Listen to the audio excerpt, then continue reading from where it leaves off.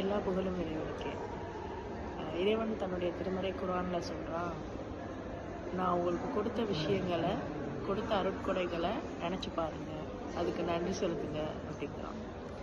So எந்தெந்த விஷயங்கள் உங்களுக்கு கிடைக்குதோ அது இது இவ்வளோ ஆடம்பரமாக இருக்கே, இது எனக்கு தேவையா அப்படின்லாம் யோசிக்காதீங்க.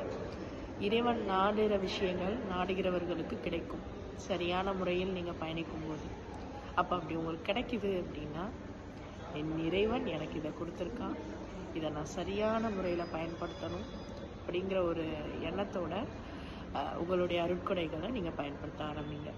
ஸோ அந்த வகையில் இன்றைக்கி நம்ம வந்திருக்கிறது ஒரு அழகான ஒரு பிளேஸாக இருக்குது. சிவிலைசேஷன், நம்மளுடைய சிவிலைசேஷன் எங்கேருந்து எங்கே வந்திருக்கு அப்படிங்கிறத ரொம்ப அருமையாக படம் பிடிச்சி காமிக்கக்கூடிய இந்த ஒரு அருமையான பிளேஸ்க்கு என்னை எனக்கு பிடித்த ஒருவர் கூட்டிகிட்டு வந்தார். ஆமாம், அல்ஹம்துலில்லாஹ்.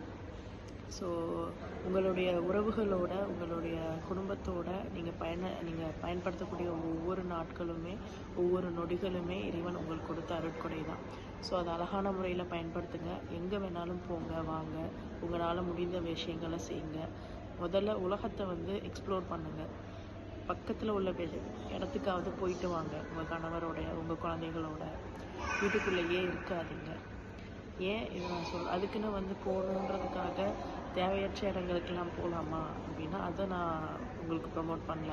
பட் வாட் எவர் திங், எதெல்லாம் நல்ல விஷயங்களாக இருக்குதோ, எதெல்லாம் கற்றுக்கொள்ளக்கூடிய விஷயங்களாக இருக்குதோ அங்கே எல்லாம் போயிட்டு வாங்க. எல்லா புகழும் இறைவனுக்கே.